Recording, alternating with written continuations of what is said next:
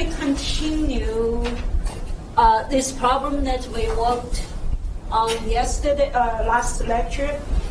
Basically, for this problem, we introduced the polar coordinate system, and so in order to satisfy the boundary conditions.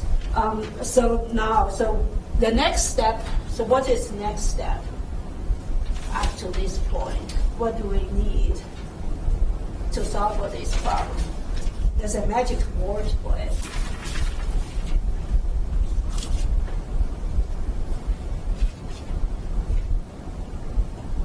So in order to solve an elastic problem, what do we need? The area stress function, right? We talked about the area stress function in the context of the Cartesian system. So of course, for a coordinate, for a polar system, we also need that. And fortunately, that's a little bit easier since we already know what the area stress function in a polar system, in a Cartesian system was.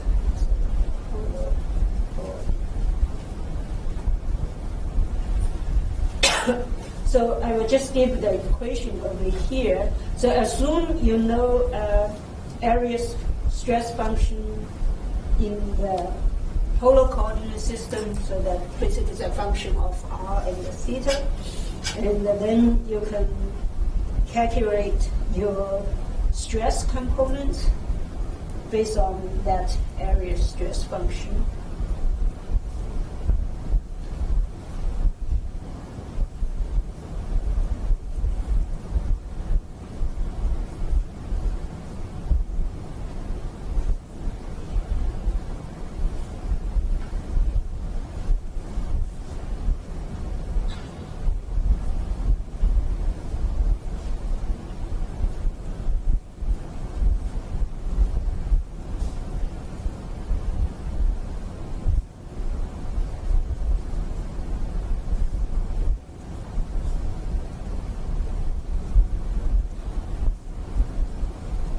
So basically, your three stress components is a derivative of f, a combination of derivative of f over dr over d squared theta.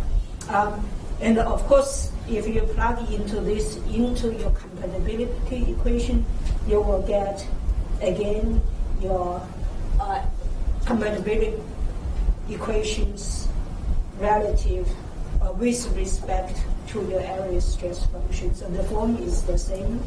The operator is, of course, a little bit different.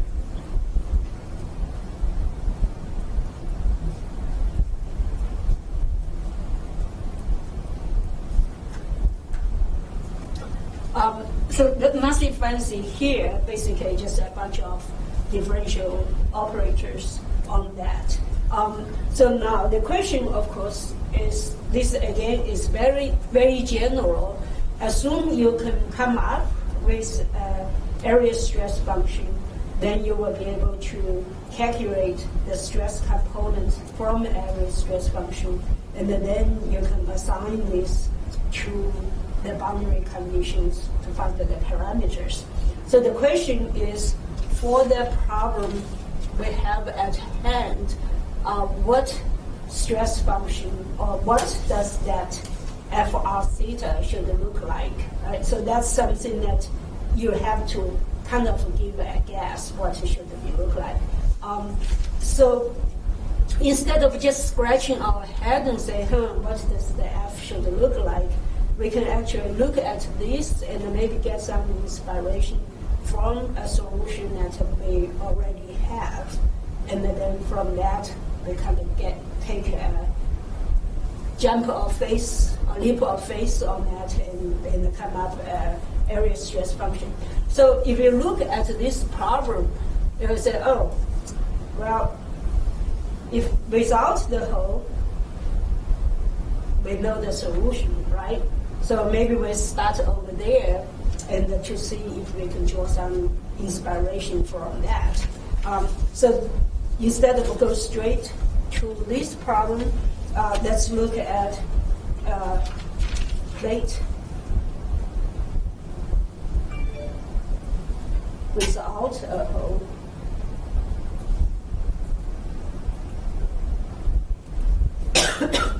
So we know that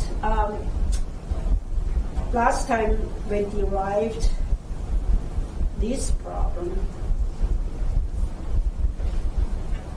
or we solved for this problem using the Cartesian system. And we found out that so of course in this case, my boundary condition at x far away, I have my sigma xx equal to 0, sigma xy equal to 0. So on those edges, and I put sigma yy equal to 0 over here. I kind of boxed it out, is because based on these, this is what you get. So I don't want to mislead you, but in this special case, your sigma yy is equal to 0. If you look at our notes, you remember that the area stress function we derived is fxy is equal to 1 over 2 0 y squared.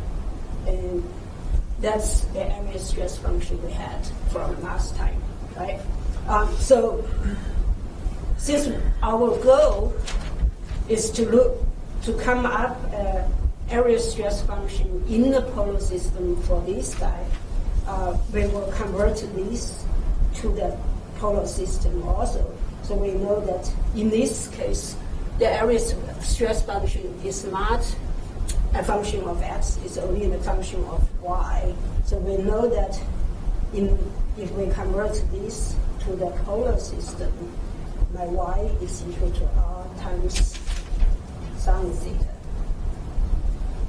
Right? So if I combine this, what I get is my f is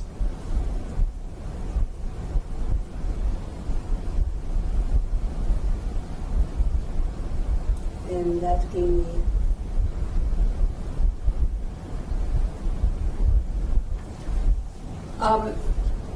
I will go one more step further, because when I have a sine square theta, usually it's not a good sign. So I want to go one step further, and I will explain why. So this is equal to, of course, is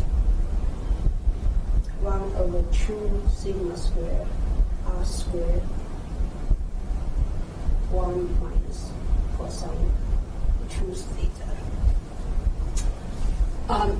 The reason I go into 2 theta is because of the symmetry over here. So if you look at this plate, you have symmetry about your x plane, and you have symmetry about your y plane, right? You want to take advantage of that. Actually, for mechanics, a lot of time, the symmetry is your friend. You can use symmetry to check your results, and you can also take advantage of the symmetry to make the solution simpler, because you know the solution has to be following the symmetry as well. So the same thing for this guy over here, right? Because you have a hole in the middle, or despite you have a hole in the middle, you still have the symmetry. Okay. So what that means is now my cosine theta, if you remember, cosine theta is symmetric relative to the coordinate system. So what you have, if I plot theta and the cosine theta, right? So you on the positive side, you have this one come down. I only get to this is pi, and this is pi over 2. On the negative side, it's the same thing. So this is negative pi over 2 and negative pi, right? So what that says is, if I look over here, that means my theta change from 0 to pi, or my theta change from 0 to minus pi is the same. So that gives me the symmetry along the x, right? Everybody follow me on that? But that does not give me the symmetry along y, because along y is over 2 pi, or it's symmetry about theta over pi over 2. The left and the right are not the same, right? But since I have cosine 2 theta, so that's why over here it's hard to see the symmetry, because your sine theta, or your sine theta is the same thing, it's not symmetric about y. The square matrix does. But if you convert sine theta to cosine 2 theta, then now you basically squash these. So now if I plot theta cosine 2 theta, it basically squash your x-axis. So now the pi over 2 becomes pi over 4, and the pi is equal to pi over 2. So the same thing, pi over 4. And your cosine 2 theta look like that. I'm drawing it very well, but you kind of get the idea. So now you basically have every 2 pi, so this continues, so every 2 pi it repeats itself, right? So this comes back to here. So now you have a symmetry about pi over 2, which is your y-axis. Okay, so that's why I converted that to cosine theta. So now, based on this, I know that this function is symmetry about both x and the y. Okay. So that's for a plate without hole. It should look like this, and I will go one more step, which is 1 over 2 sigma 0 I squared.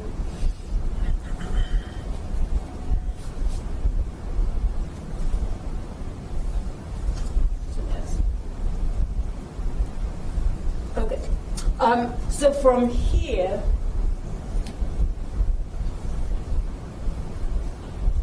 I come back to this one. So that area stress function is for this guy over here. But now for the problem at hand, I have a hole in the middle.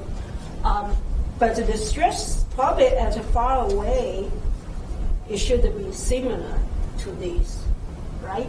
So that's the Sylvanus principle. Sylvanus principle we saw before was near where you applied the load.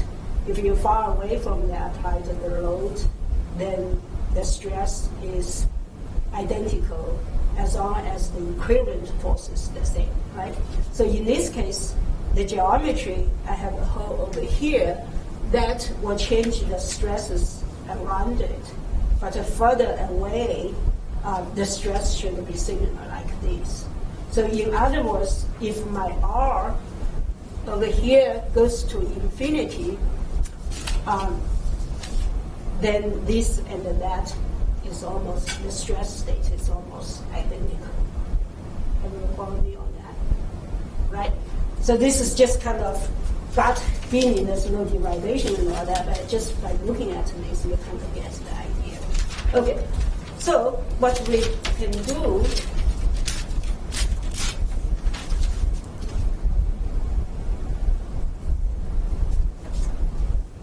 is that we will take this stress function and we will say, okay, so I will take similar form, but I don't know whether these two will be the same or certain form or not.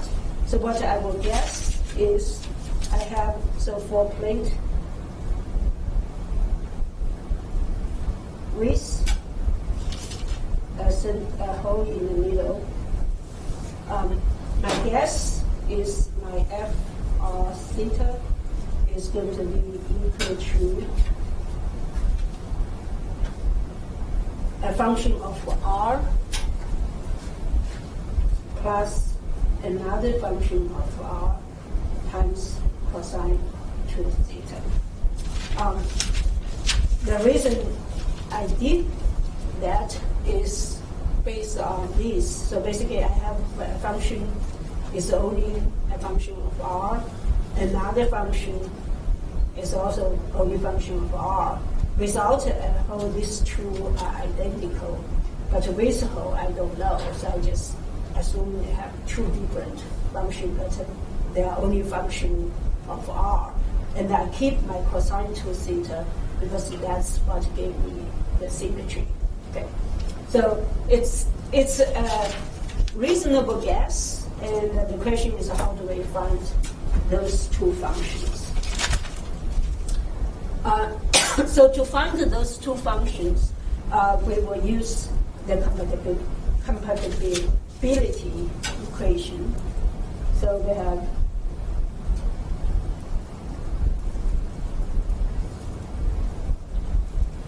which is that inverse theta for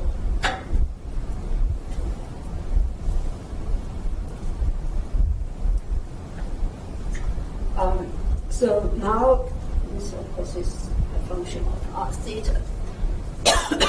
So if I plug that in there, and what I get, so basically I combine these two, and that gives me so dr over this one, so basically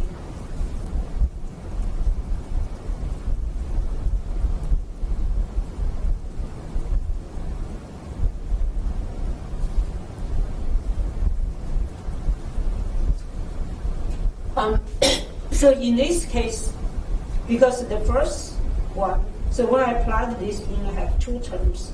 One is d4 over f1r, and then that should be only function of r.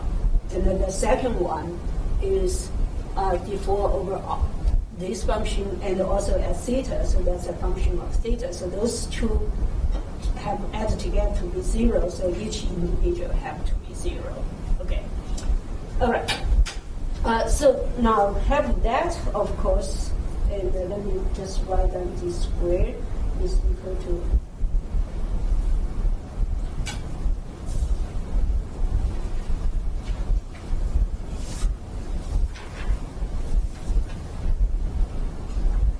okay, so now we can start to apply this operator and see what we got.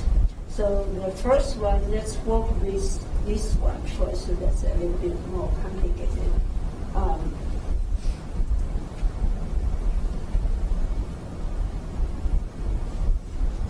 So we have delta squared of f2r cosine 2 theta. And of course that gave me d squared of 2.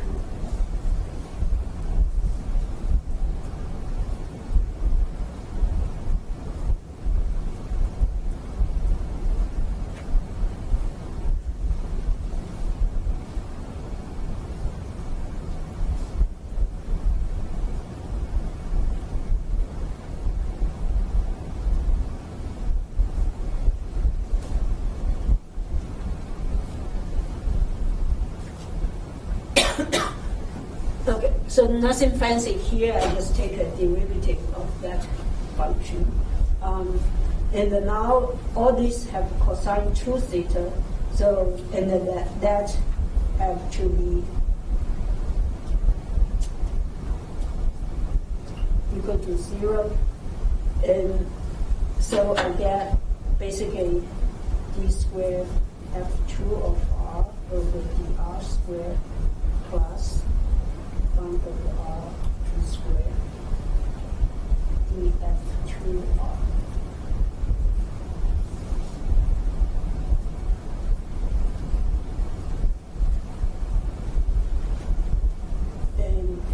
second, for this one, if you plug in the number, you get basically d squared over dr squared plus 1 over r times. Okay, so now you have basically the differential equation for F2 and the F1. And I know nowadays we're kind of, once we get to here, probably we need to go find the mathematical handbook and find the solution for that. So I'm going to just write it down.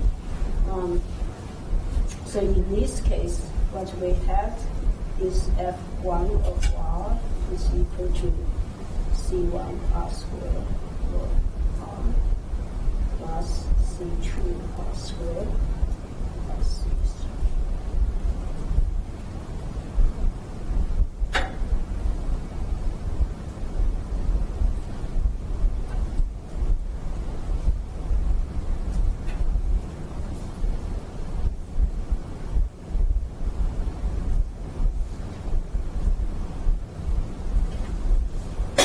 So by solve those differential equations, and I'm not sure in Mathematica, I actually never used Mathematica, but nowadays maybe if you put this in Mathematica, that might be something that Mathematica give you. If it's really smart, or it could give you 3 pages of equation that is completely useless, in my opinion. But it might be smart enough to give you this, I'm not sure. Okay, so in any case, so what we have here is 8 constant that we need to solve for the boundary conditions. So obviously, to use the boundary conditions, we have to convert this into the strain component, stress component. So let me see.